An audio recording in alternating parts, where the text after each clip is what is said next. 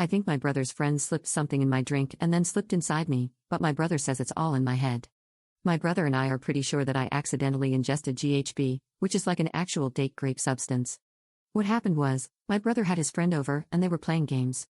Apparently, this is also a recreational substance, and my brother and his friend just do it for fun. I was hanging out with them, and that's when I must have drunk from one of their cups. I don't remember much from that night, but I remember someone coming into the room at night. My brother says that was him coming to check up on me. I woke up the next morning, and girls will understand this, but it felt exactly the same way you feel after having had rough or really long sessions. Like I felt sore, except I knew I hadn't smashed with anyone, at least not consensually. So, that means that his friend must have come into the room in the middle of the night and graped me. My brother says that isn't possible because he was there the whole time, and apparently, when he came to check up on me, I was calling out my boyfriend's name and he thought that I might have been relieving myself, so he says that's why I feel sore. But that isn't possible because I've never in my life felt sore from relieving myself.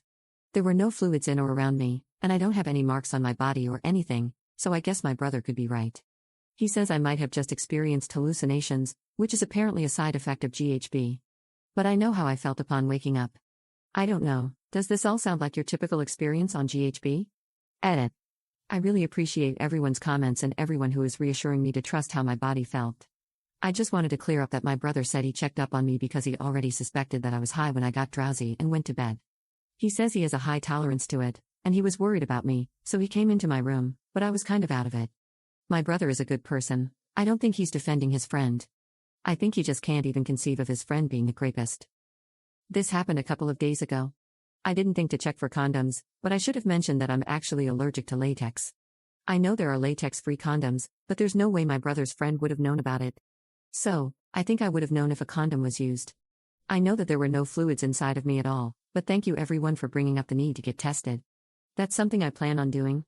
I've already showered since, so I'm not sure a grape kit would help, especially when my own brother swears nothing could have happened because he was always there. Update 1. I don't really know what to write, but so many people were more supportive to me than my own family ended up being. Many of you encouraged me to trust myself, and I'm so grateful to all of you. You were right, and you saved me from a nightmare. I found so much strength in your reassurance and support. I'll keep it short. I did a grape kit and a substance panel.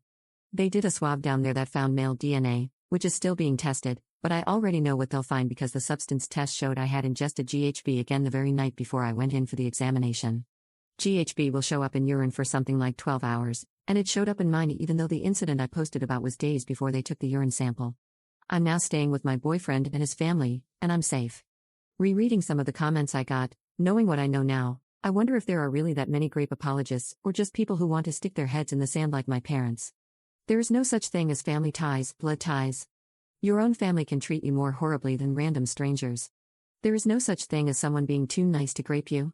To everyone who told me not to ruin a man's life just because I woke up feeling like I had been wronged, I hope you are reassured knowing that his entire family is sticking by him. He has his family, his friends, his job, everyone is rallying for his support. He is not in therapy, he is not being sedated because he can't function otherwise, he is not spending sleepless nights and anxious-filled days. He is just fine, so don't worry, the only life that has been ruined was mine.